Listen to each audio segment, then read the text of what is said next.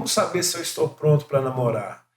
Será que se o fato de eu estar gostando de alguém, isso já me capacita para entrar num relacionamento de namoro? Eu estou pronto para namorar porque eu gosto de alguém? Então, primeiro que o namoro precoce é algo problemático, né? E quando a gente fala de namoro precoce, não é só nenhuma questão de idade.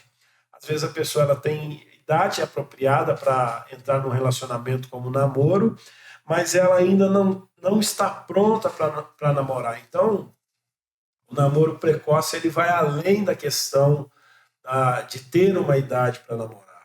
E aí, nesse sentido, o pastor Iago Martins ele tem um livro chamado Fogo no Parquinho. E aí ele coloca, acho que ele cita 5 argumentos contra o namoro precoce. Desses 5, eu escolhi 4 para a gente conversar aqui hoje. O primeiro argumento que ele usa é o seguinte: namore quando estiver emocionalmente preparado. Então, ele escreve que uma característica para evitar namoro precoce, ou para saber se você está preparado para o namoro, é essa questão emocional, né? Então, para nós, como discípulos de Cristo, o namoro é uma caminhada até o casamento. A pergunta que deve ser feita é: eu estou preparado para essa caminhada? Né? Se nós não estamos preparados para a caminhada até o casamento, não é hora ainda de namorar. Nós estamos preparados para lutar com o nosso futuro cônjuge, com os nossos filhos, com as dificuldades que nós enfrentamos no lar, com as questões comuns do lar. Nós estamos preparados, por exemplo, para cuidar de uma família, cuidar de filhos, cuidar do cônjuge. Além de estarmos preparados emocionalmente, nós temos que estar preparados financeiramente. Em que sentido? Você ainda é sustentado pelos seus pais, então você não está preparado para namorar. Né? Se você não tem condições de sustentar uma família, e aqui a gente não está falando de ser rico, de ter uma vida financeira perfeita, mas de condições básicas para sustentar uma casa. Se a pessoa não está preparada financeiramente, ela ainda não está preparada para namorar como um discípulo, falando como um discípulo de Cristo, né? Então, o pastor Iago Martins ele coloca essa questão do preparo financeiro também. Nós precisamos ser ricos para casar, mas nós precisamos ter aí uma condição mínima para sustentar a nossa família, né? E a terceira coisa que o pastor Iago coloca sobre o relacionamento é o preparo espiritual, né? Então, a Bíblia nos ensina que o homem deve amar a sua esposa como Cristo ama a igreja, e o papel da esposa é ser submissa ao marido.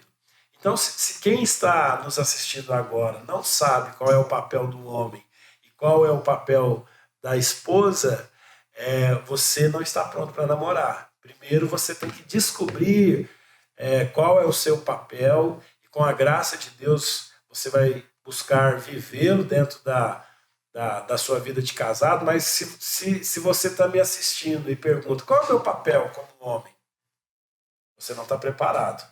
Vai estudar a Bíblia, vai ler ali Efésios 5, vai buscar aconselhamento. Se a mulher diz, mas o que é ser submissa ao marido? Se você está fazendo essa pergunta, você não está preparado para namorar. Se você começar a namorar hoje, você entrará num namoro precoce.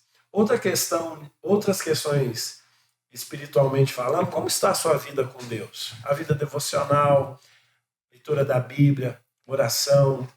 Como está a sua vida na igreja? Né? Porque nós precisamos estar bem espiritualmente como servos de Cristo, porque o objetivo do casamento é que você ajude o seu cônjuge a crescer espiritualmente.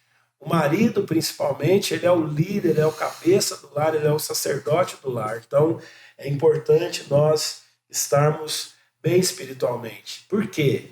Se uma pessoa não cuida da vida espiritual dela, ela não vai cuidar da vida espiritual do cônjuge, ela não vai cuidar da vida espiritual dos filhos. Em quarto lugar, o pastor Iago, ele diz que para começar a namorar, nós devemos estar preparados sexualmente. Em que sentido?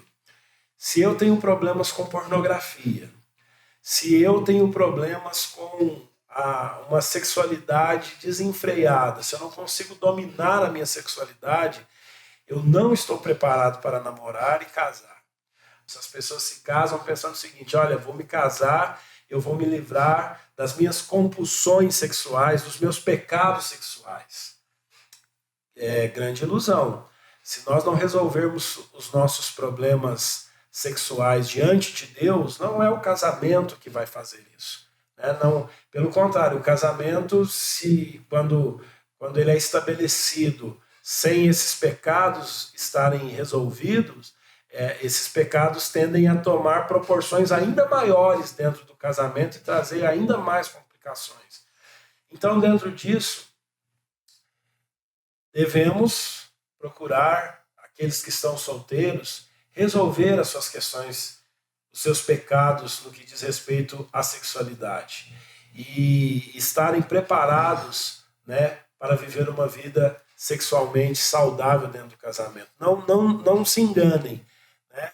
Eu tenho a dizer aos solteiros: não pensem que se você tem problemas sexuais hoje, se você tem problema com pornografia, se você não consegue se manter casto, pratica o sexo antes do casamento,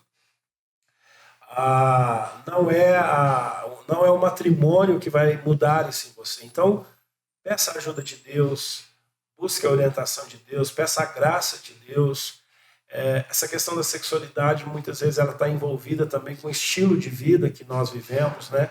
Talvez aqueles que estejam nos assistindo agora, eles precisam mudar o estilo de vida para vencer pecados sexuais com a ajuda da graça de Deus. Peça a ajuda do seu grupo de discipulado, das pessoas que caminham junto com você,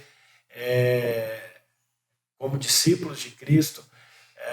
Eu costumo dizer que nós não somos os primeiros a pisar nessa estrada. Outras pessoas já passaram por coisas que nós estamos passando hoje e elas podem nos aconselhar biblicamente. Nós podemos ter esse aconselhamento mútuo uns com os outros. E aí, o pastor Iago também ele coloca 3 perguntas, né, para finalizar essa questão, se eu estou pronto para namorar. Ele coloca: vai demorar muito para eu poder me casar? Preciso crescer em maturidade? Existe muita incerteza quanto ao meu futuro? Então, essas são questões que eu creio que as pessoas devam ponderar antes de começar a namorar.